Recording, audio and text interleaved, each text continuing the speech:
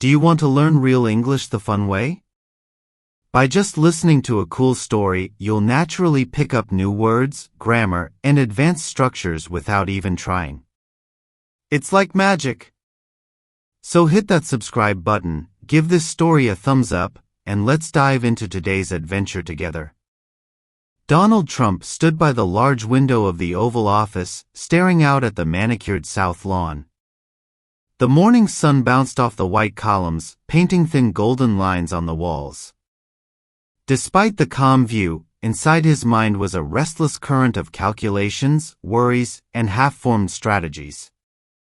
It was early summer, and for weeks, negotiations between the United States and Mexico had been growing tense. Trump's economic advisors brought him daily folders stuffed with charts, projections, and grim warnings. Tariffs, supply chains, jobs. Headlines were buzzing with predictions of possible economic pain, not just for Mexico, but for countless American companies that depended on seamless trade across the southern border. But for Trump, the situation was also deeply tied to his political image.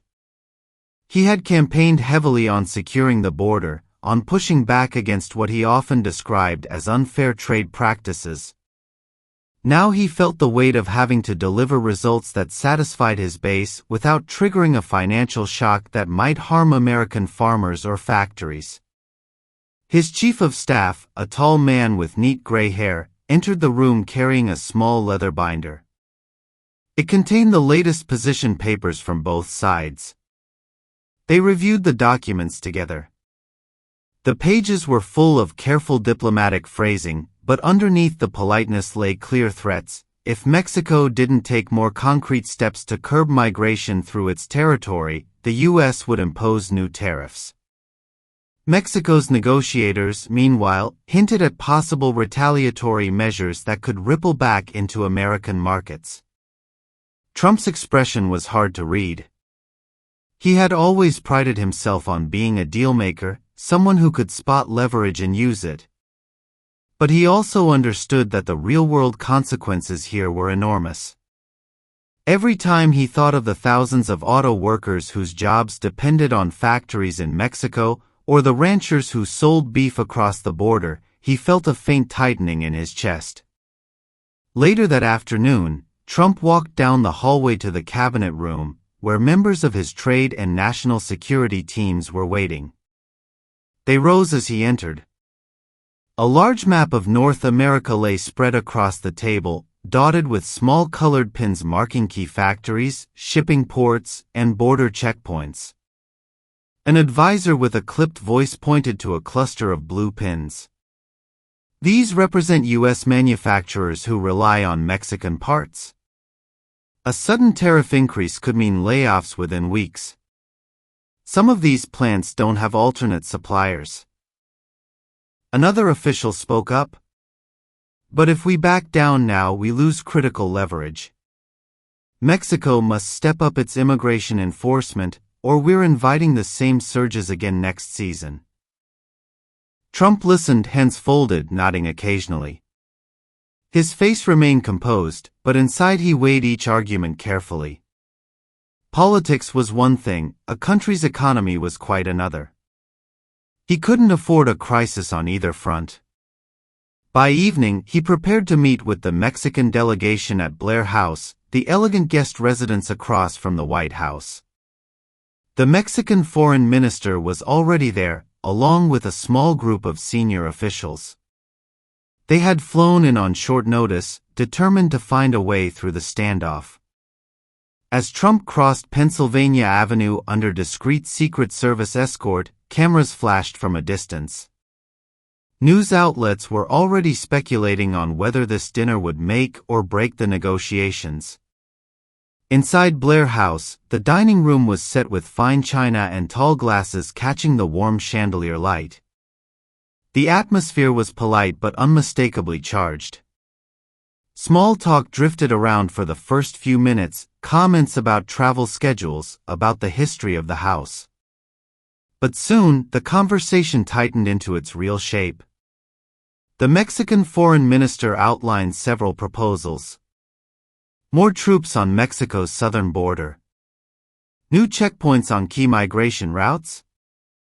A set of joint operations that could demonstrate serious intent.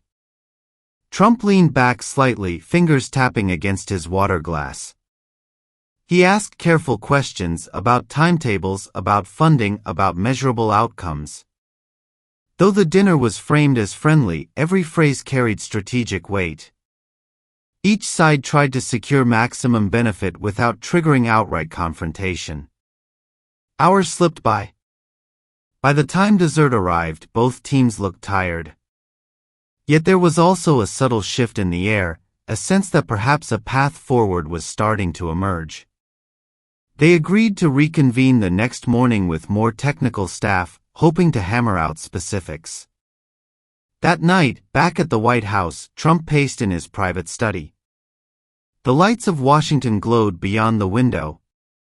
Somewhere out there, reporters were filing urgent stories, economists were running new simulations, and farmers in Iowa or Kansas were checking prices that might soon swing wildly. He stood there for a long time, weighing the dual burdens of power and consequence. He knew that whatever agreement they shaped over these coming hours wouldn't just live on paper. It would ripple outward to families, factories, and dinner tables across two nations. At dawn, fresh documents arrived from the negotiation team. They laid out a tentative framework. Mexico would deploy thousands more National Guard forces to its own southern border. They'd also accept more asylum seekers under an expanded policy, easing the flow toward the U.S. In exchange, the U.S. would pause its threat of tariffs, but maintain a strict review schedule. Every few months, the progress would be evaluated, keeping pressure on Mexico to sustain its efforts. Trump studied the proposal carefully. He saw the political opportunity it offered. He could claim a hard-won victory on border security without plunging the economy into sudden chaos. But he also understood it was a delicate balancing act. One misstep, one bad report, and tariffs could snap back into place. As he prepared to meet the press later that afternoon, he gathered his thoughts. The cameras would be waiting. The questions would be sharp, sometimes hostile.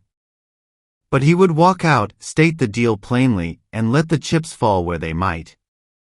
And in that moment, standing by the door, Trump allowed himself a brief exhale, not of triumph, but of cautious relief. At least for today, disaster seemed to have been avoided. Tomorrow, the hard work would continue. The next morning, the West Wing buzzed with restless energy. A dozen aides moved briskly through the hallways, clutching briefing folders and murmuring last-minute updates into discreet earpieces. Outside, journalists crowded behind metal barricades, cameras perched on shoulders, eager to capture even the slightest clue about the final outcome of these tense talks. Donald Trump entered the Situation Room shortly after 8. He was dressed sharply in a dark suit, tie perfectly knotted, yet his face bore faint lines of fatigue. Negotiations, even successful ones, had a way of draining people. Power was a heavy instrument. It wore grooves into everyone who held it too long. Inside the Situation Room, multiple large screens flickered with live data, currency movements, regional troop deployments, even social media trends from both Mexico and the United States. Analysts had spent the night compiling a mountain of intelligence. Every tiny shift could signal support or resistance, confidence or fear. Trump listened as his national security advisor ran through the overnight developments. Mexican forces had already begun mobilizing additional National Guard units toward their southern states. Satellite images showed small convoys of trucks heading toward Chiapas and Oaxaca. It was early evidence, but encouraging. Economic advisors were next. They pointed to stock indexes which had stabilized after days of nervous dips. The mere suggestion that a trade war might be avoided was enough to calm some investors. Farm commodity prices had ticked slightly upward. Manufacturing lobbyists were cautiously optimistic. For Trump, these signs brought a measure of validation. Critics often underestimated how much he paid attention to the subtle ripples beneath the headlines. He saw politics as a giant set of levers and counterweights: pull here, push there, watch the entire landscape shift. Sometimes the shifts were slow, barely visible day by day. But in aggregate, they told a story. Later that day, the Mexican delegation returned for another round at Blair House. They carried fresh commitments, documents that laid out troop numbers, detailed operational zones, and specific checkpoints to be established within the next 30 days.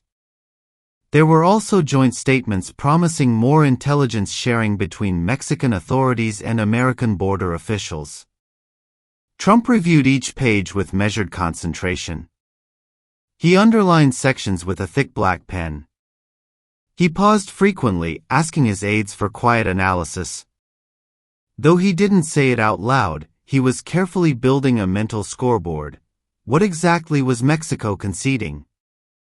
How could he present this back home as a win for American security? When the documents were finally signed, the atmosphere in the room lightened, though only slightly. There were still undercurrents of tension, quiet calculations on all sides. Diplomacy was rarely about trust; it was about verification, follow-through, and contingency plans if promises fell short. That evening, Trump returned to the White House, where staffers had prepared him for a televised statement in the Rose Garden. A podium was set up under gentle afternoon light.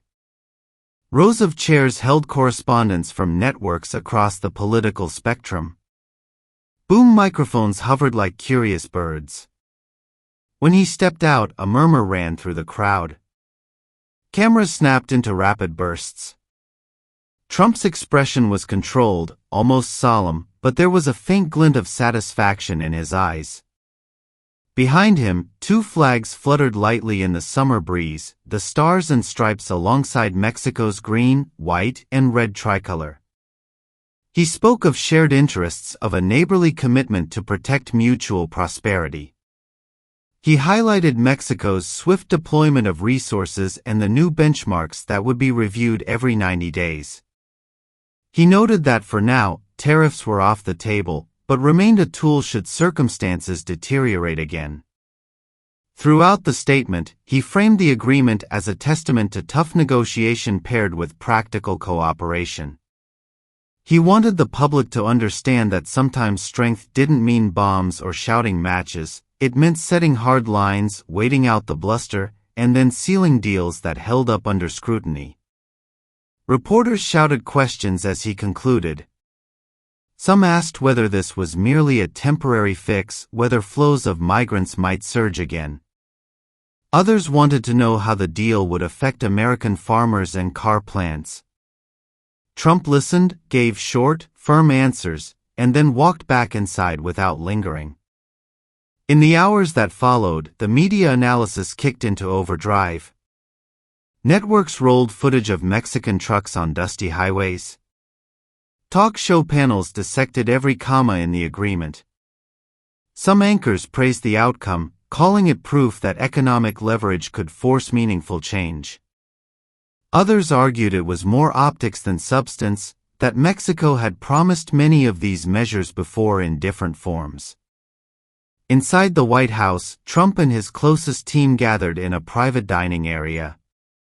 Plates of steak and grilled vegetables sat half-touched as aides scrolled through live coverage on tablets. Though publicly confident, there was a quiet relief among them. They knew how close they had come to a damaging trade clash. That night, Trump walked alone through a side corridor to the residence. A Marine on duty snapped to attention as he passed.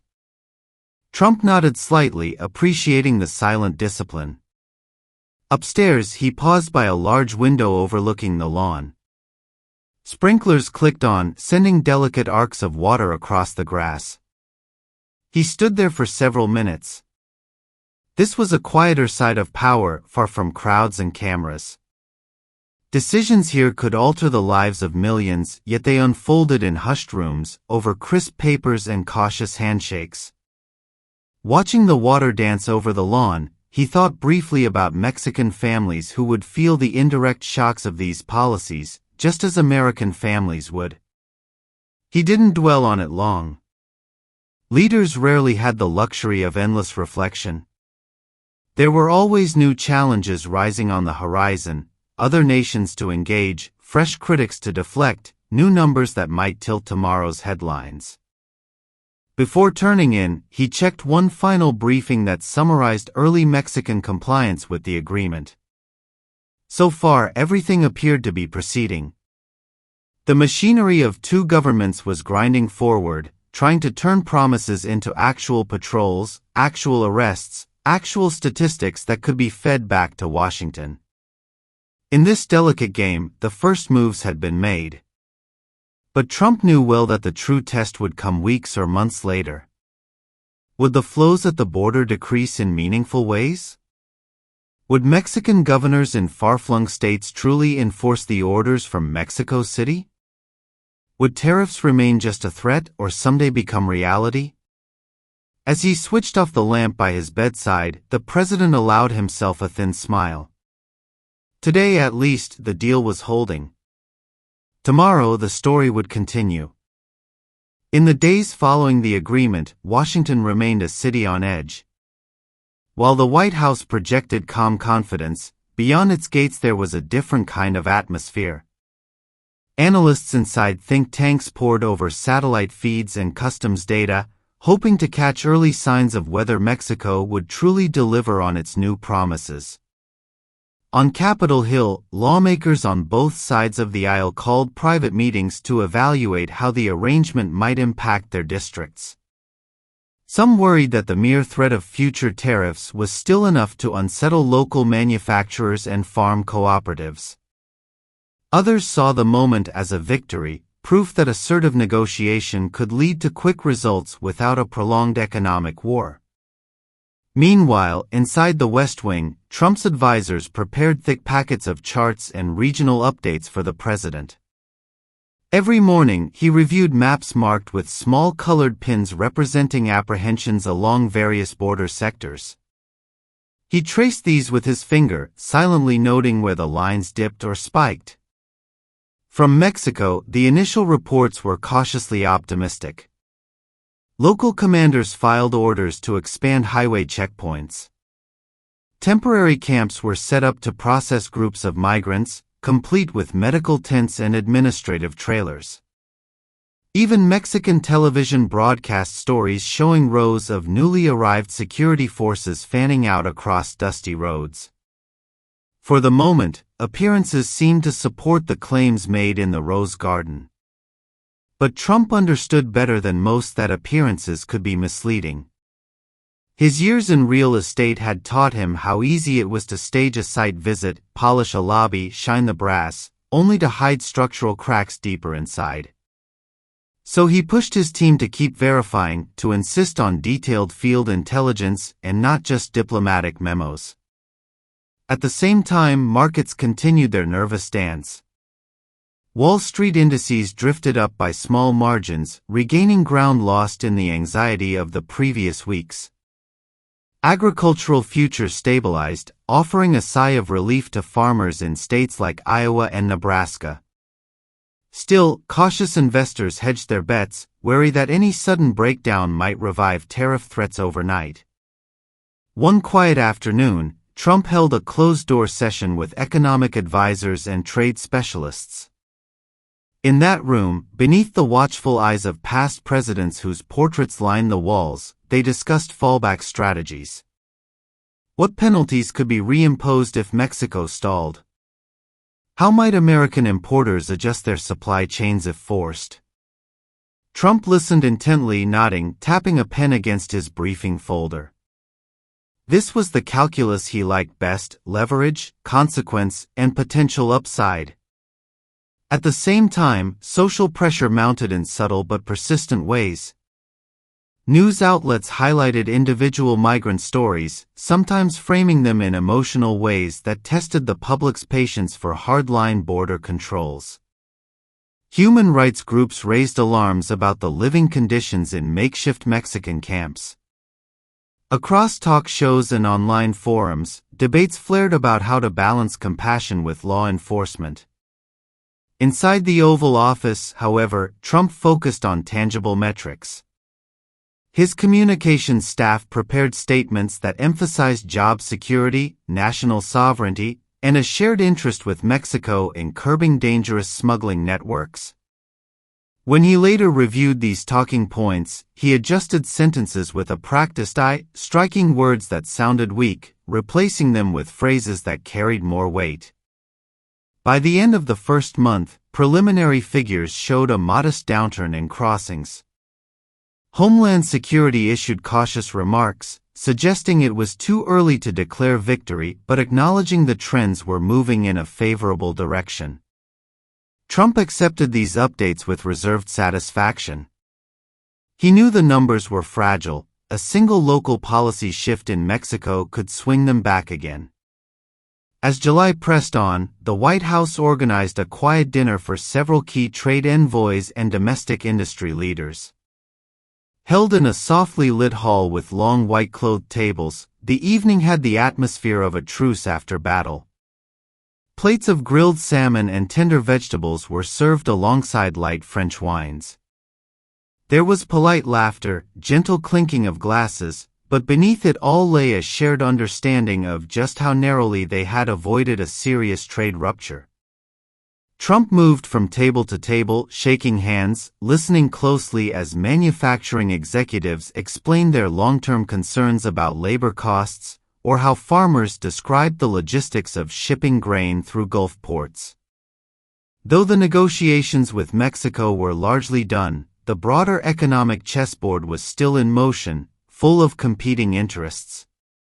Late that night, back in the residence, Trump stood by a window that overlooked Pennsylvania Avenue. The street lamps below cast quiet pools of light on the pavement, where only a few cars passed at this hour.